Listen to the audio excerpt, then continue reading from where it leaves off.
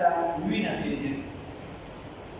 او کوم کس ته چې وینه خېږي هغه یا ورته څوک خېږي دواړو روژه نه ماتېږي چې کوم کس وینه خېږي د ده روژه هم نه ماتېږي او چې کوم د کوم نه ورته وراړوي شي د هغه روژه هم نه ماتېږي یو کس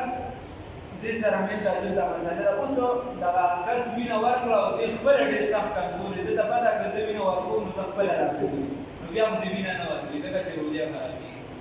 اوس که هغه ته ضرورت دی بل چا وینه نه میلاوېږي هغه بیماري کې مړ کېږي ختمېږي بیا وینه ورکړه خیر دی روژه بیا د انسان نفس دغه ډېر ضروري دی که چېرته مړ کېږي که نه مړ کېږي نو بیا چې ستا روژه خرابېږي بیا به وینه نه ورکوي عیسی دی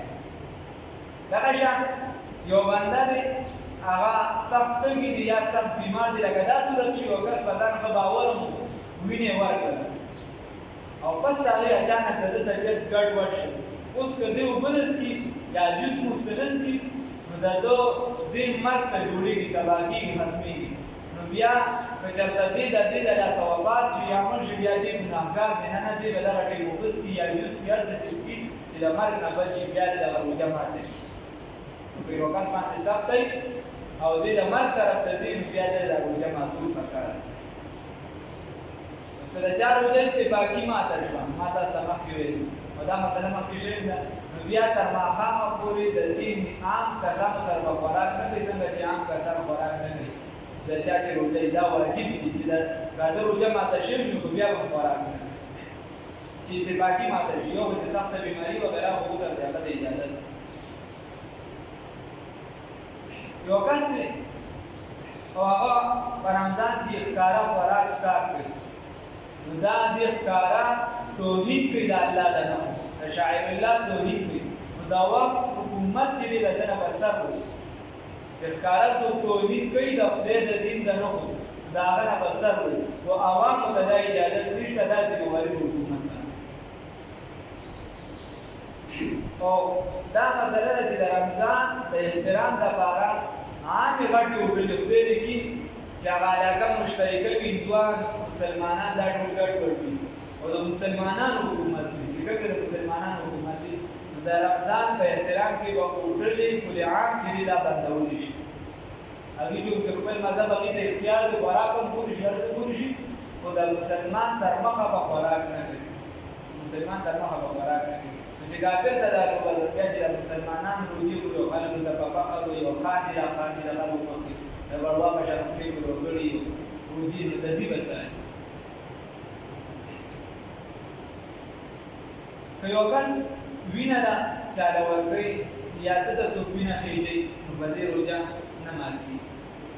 یو کس سخت حاجتمند وي او د مرګ طرف ته ځي بیا خو دې وینه ورکړي اگر که دا بل کس پرې کمزوري کېږي او که نه چېرته هغه دا سټ دی بدن یې ګزاره کړي نو روژې پورې د ایسار هغه دغه ټیمه پورې د خبره خپله ایساره کړي وروسته دې بیا وینه ورکړي او که ده ته پته وي چې زه وینه ورکوم سخت نقصاني کېږي بیا د ما روژه خرابېږي نو که د هغه بل څه سبب نه وي بیا خو دې ورکړي او که نه د هغه بل څه سبب وي بیا د دې وینه نه یو کس سخت تږي دی تنده یې اخیستې ده یا چې دې خوراک وغیره د هغې د لاسه چې دی دې مرګ طرف ته ځي بیا دې کوشش وکړي روژه دې بیا ماته کړي د ده به ګناه په خپل سړي کې چېرته ده روژه ماته نه کړي په هغې باندې داسې خو پوهېږي سره چې خلک دې بیا لوبې وکړي ځکه هرې مسلې نه دلته لوبه جوړېږي د حکومت فیصله که چا راټینګه کړه ما خو تا چیلنج کړه بیا دا سزا د هغې نه یارېږي هغې له خوا نه ورکوي د الله د دین فیصله هغې هر څوک چې دي ټولې ماتوي په هر کور کې په هر بیټک کې په هر حجره کې په هر جومات کې الله دې ماتوي موږ ټول مسلماني اگر که اوس د جومات ګېټه پورې کړي جومات کې موږ افاده واکو خو ځه که ډېره زیاته شي د جومات ګېټه پورې جوړ شي کوم بنده چې کل عام په رمضان کې خوراک څښاک کوي د اسلامي حکومت ته پکار دی چې دا بند او که چېرته مسلمان وي او دې کل عام توهین کوي د دغه دین د نښو نه ده نه به بیا سر ورکړي شي